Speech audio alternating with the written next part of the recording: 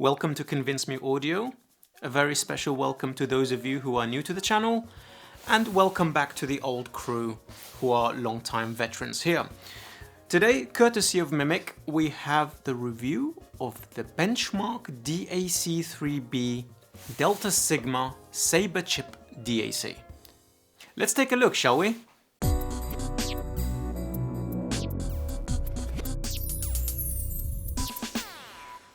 So, Mimic Cables is a dealer in audio equipment, and he has pretty much everything under the sun these days.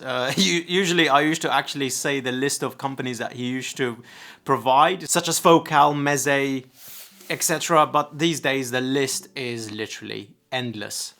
So, he sent this package last November, and it's been part of my desk since then. But first and foremost, let's actually take a look inside. So we got nice foam underlay to protect the DAC, obviously some card, and Lord of the Rings.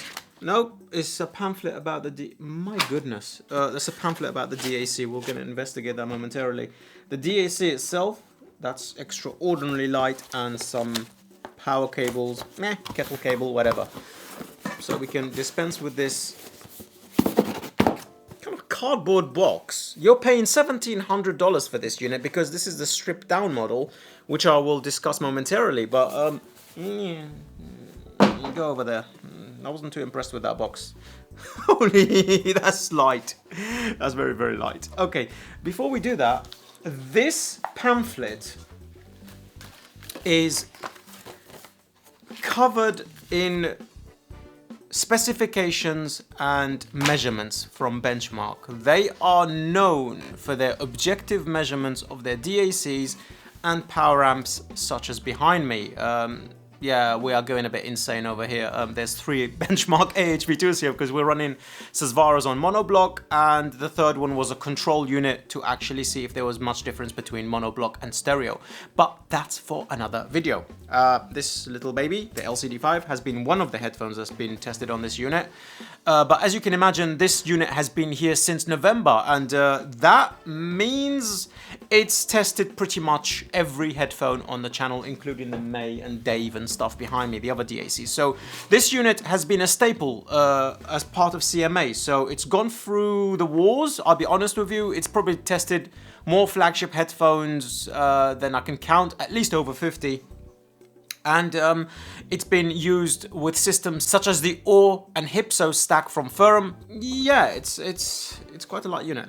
But before all of that, let's talk about the unit first and foremost. It's very, very light. This thing weighs just over 1.5 pounds, I think. I could yeet this across the desk. So we've got a normal AC cable connection. This is one of those ones that can basically interchange internally for United States, Europe, and everywhere else as well, because this unit came from the United States and I've had no issues. My house is not on fire yet. We have 5 digital inputs, 2 coax and 2 optical and 1 USB. The DAC can put out 24-bit 192 across the board. Then we have 2 sets of analog outputs, the balanced XLR obviously, and the RCA. Now this unit is designed to be used in a studio environment on top of the AHB2 because of this faceplate.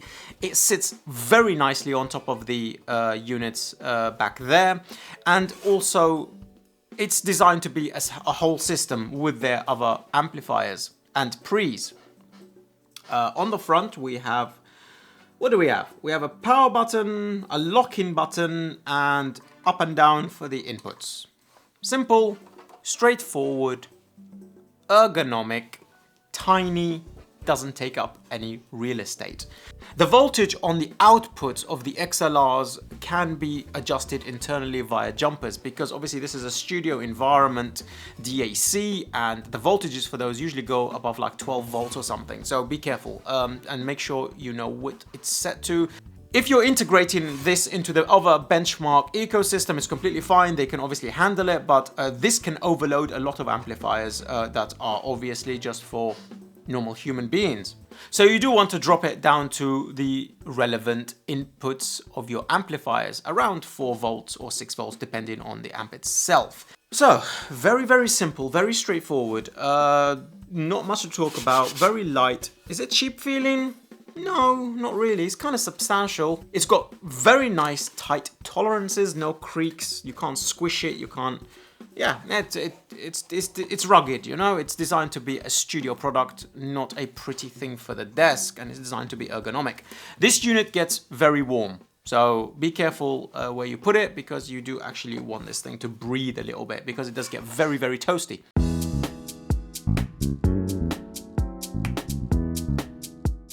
Specifications. There's not much to talk about, because you are provided with either the Return of the King or the Fellowship of the Ring or the Two Towers, because this thing is full of measurements. So what do I talk about? There is so much to literally read, it's kind of overwhelming.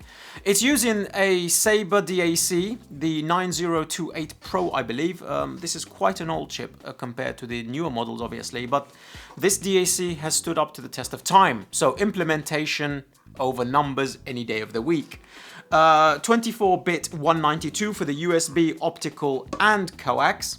And that is pretty much it. Shall we talk about the sound?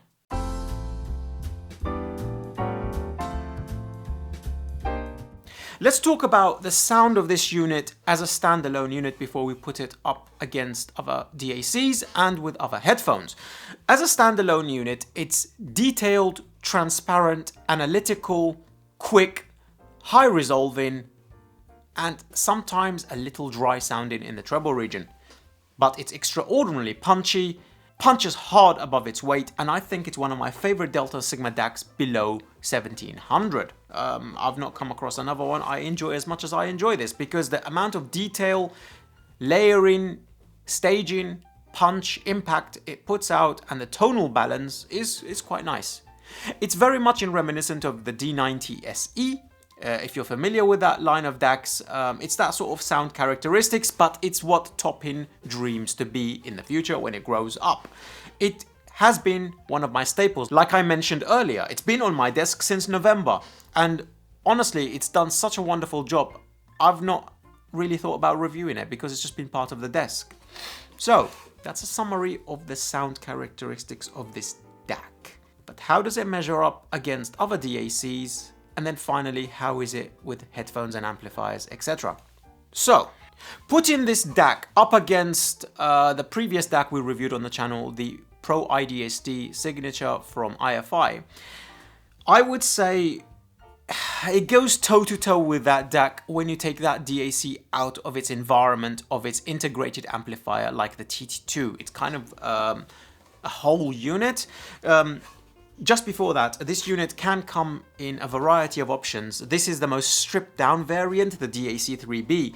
The big brother of this one has an integrated pre and a headphone out. The HPA2, I believe, because you can buy the HPA4 headphone amplifier separately. Benchmark sell a few items in this category, and this DAC, I think there are 3 versions of it. So, it comes with a remote, it comes with a integrated pre, and it comes with a headphone amplifier if you decide to go for the Big Brother version, but this is just a stripped down DAC, nothing else. Simple, straightforward, integrate it into your system. Going back to the comparison between the IFI signature, I would say the IFI signature punches harder than this, but not by much, in the mid bass.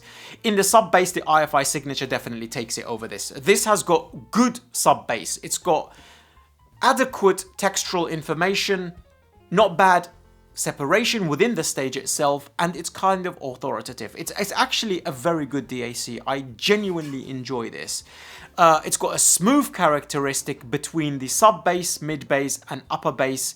There's no overwhelming bloom or anything out of place in the bass region. Using Infected Mushrooms Back to the Source album, you get full impact from the kick drum.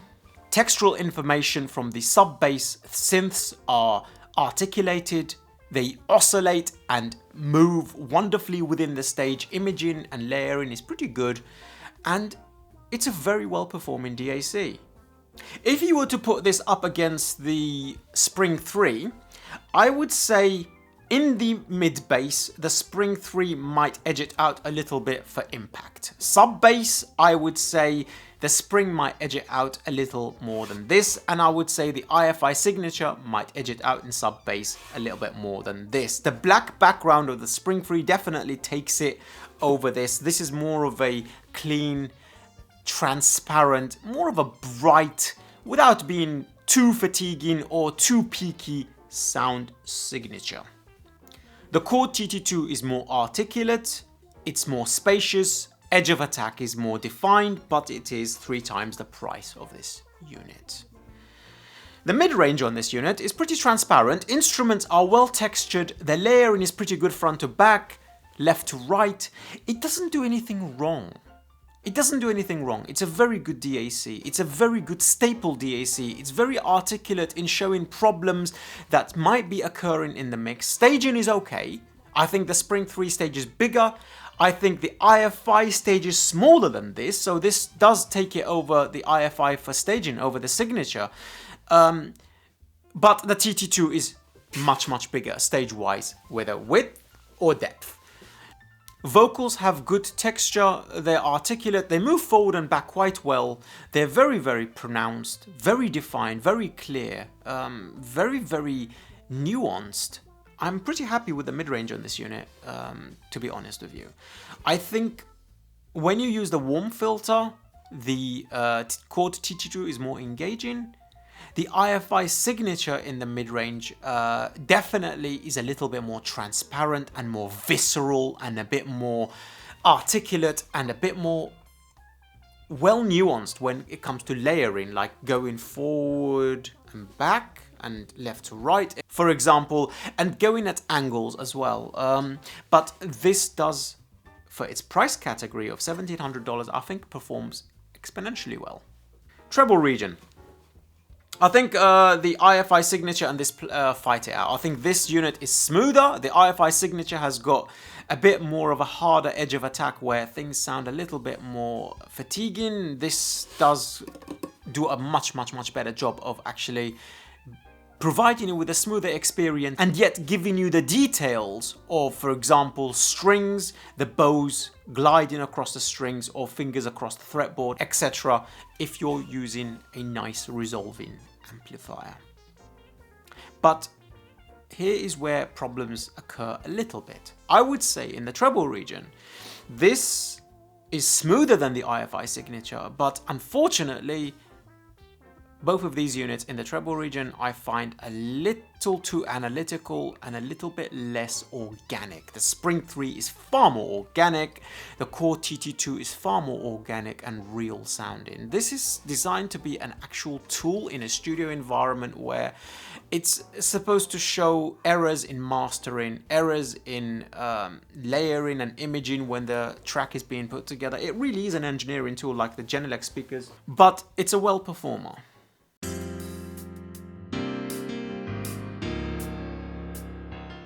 So, let's discuss how this compares to its brethren in a ranking category. I would put the Chord TT2 and the Spring 3 first place, IFI signature second place, DAC3B last in the sub-bass category. And this being because those are a little bit more nuanced, a little bit more impactful, and a little bit more visceral, and the TT2 and the Spring 3 a bit more organic. Mid-bass category, I would put the IFI signature, this, Spring 3 and TT2 pretty much on level, but maybe 1 or 2% the IFI signature might take it, and then above that would be... Let's talk about the mid-bass. So, category-wise, I would say TT2 first for edge of attack and visceral violence, IFI signature next, maybe ranking Spring 3 alongside the IFI signature and the DAC3B ever so slightly behind, but very little bit. Upper bass region, this is where like the treble region can cause problems if there isn't enough upper bass region to give it support, like the higher tom-toms, for example, on a drum kit. This puts forward an extraordinarily good performance. So, For that, I would give it to the IFI Signature, DAC3B, Chord TT2, and the Spring 3 KTE, probably on level, genuinely. Mid-range, Spring 3 takes it overall, then TT2, and then maybe these two finally fighting it out, because there is a little give and take, but maybe the IFI Signature does edge it out a little tiny bit here too. Treble region, okay. Chord TT2, I would give it to Spring 3 second, because Chord TT2 is a little bit more smoother, and yet it has a little bit more energy up there. Then I would give it to the Spring 3, then definitely DAC3B, and then finally the IFI Signature, because it's not very smooth.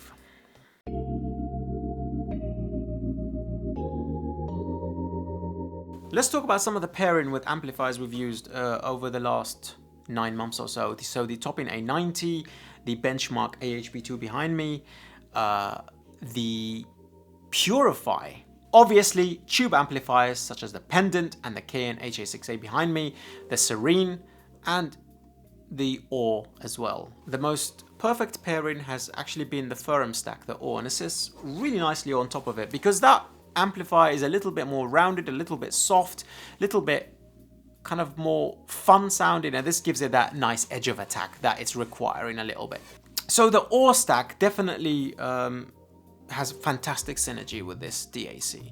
Then I think the KN HA6A and the Pendant, because obviously tube amplifiers, depending on what tubes you use, it's a little bit soft, it's a little bit laid back, it's a little bit gentle. This gives it that nice edge of attack and that nice bit of performance. The A90 with this wasn't too great. Analytical, it was a bit too dry. And the same story with the AHB2. You got more of a reference analytical listen rather than a pleasurable just kind of laying back in your chair and having a listen.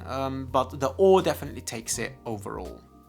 Its synergy characteristics is not too bad. I've seen much worse. It does kind of pair nicely with a lot of amplifiers.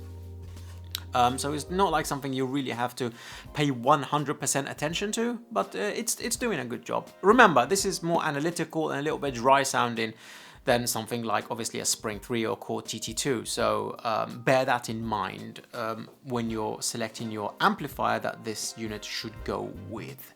Let's talk about headphones.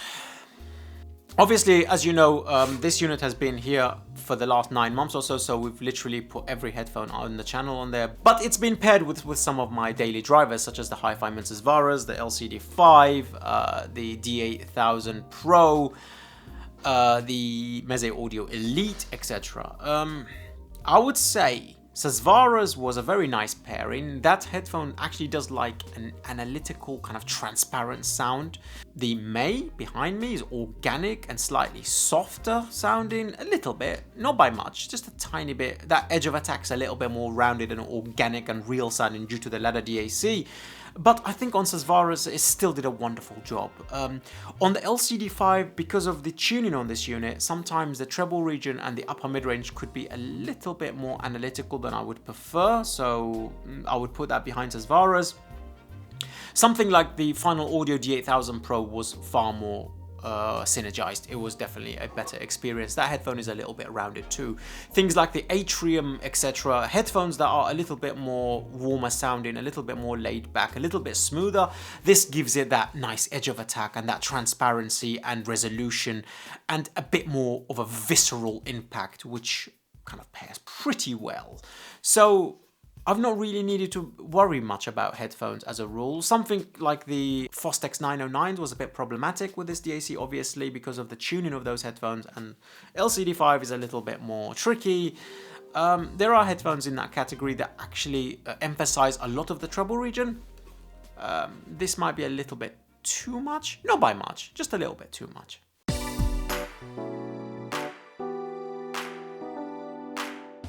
Let's discuss some caveats. So some of the caveats being, obviously, this is 1700. I think it performs really well in this price category, genuinely. It would be nice if it had a remote with it, but that's why there is the upgraded model. Inputs wise, it would have been nice to have I2S, but not really a big deal. The May does it. May's got 2, but that's $6,000. The Chord TT2 does not have it. We don't have BNC on this thing, but you do have coax, which you can use a coax to BNC converter, and you got a pair of opticals. I would have preferred the BNC over the optical. I don't use optical. I hate optical personally and subjectively. It's a bit light feeling, but it's a studio designed product and it's designed to be ergonomic more than pretty, so bear that in mind. A little bit analytical, a little bit dry sounding at times, but a wonderful performer. So very few caveats, to be honest with you. I'm genuinely happy with this DAC, genuinely happy. It's been here for 9-10 months and no complaints much really at all. There is one thing though, due to the impedance of cables in the XLR category for inputs and outputs, I've actually noticed a change. Now, whether you believe cables make a difference or not, that's completely up to you. I am not here to judge, but I'm telling you, in my experience, I can hear the difference. Apparently, there's a $1 million price tag category for people who can hear the difference between cables, and it's never been claimed. I would love to do that test, because I'm pretty sure they've got 1,000 different criterias that make sure it's in their favor so that you don't win. But be that as it may, using the Chakron cables from Double Helix, I was absolutely astonished between those and the Audio Quest cables and the Mogami basic cables that I use from Amazon. It opened the stage more, it was more smoother sounding, far more visceral in the bass region. Maybe there is an impedance matching situation in regards to the cables, XLR cables you're using, because there was a performance boost, something I did not expect in the slightest. And in fact, those cables had the biggest impact on this DAC versus the May, the Dave, the TT2, the Signature, and every other DAC we have reviewed on the channel, which was very weird.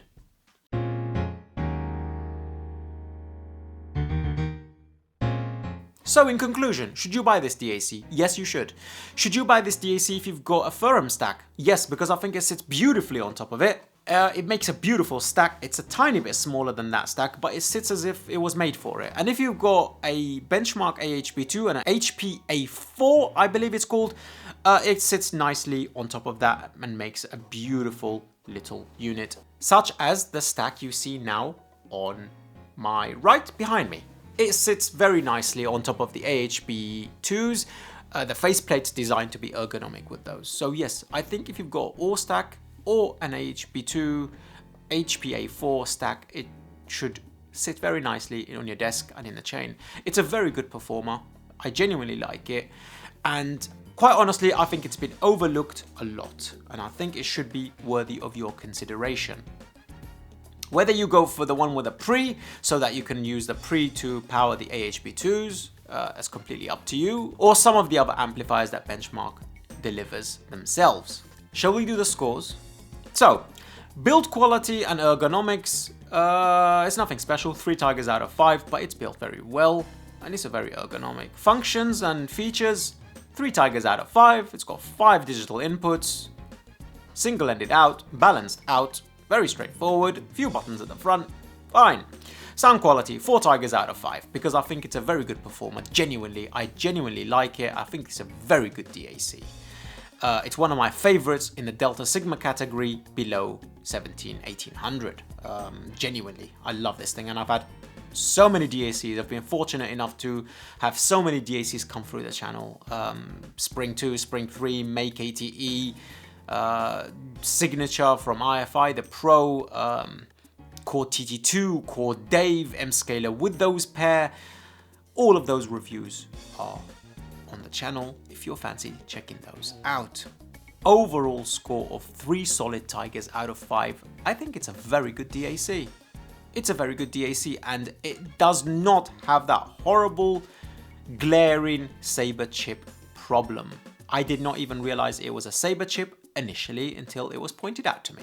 So bear that in mind. Thank you for coming along this journey with me. I'm Koji. I will see you in the next one. Peace. Ooh, if you do fancy early reviews before anyone else, consider joining Patreon. And if not, join the public Telegram chat and come and yell about audio products down there. It's great fun. We have a great time over there. And thank you for all the support for the CanJam video. I really do appreciate it. I am so glad you guys enjoyed it. Peace.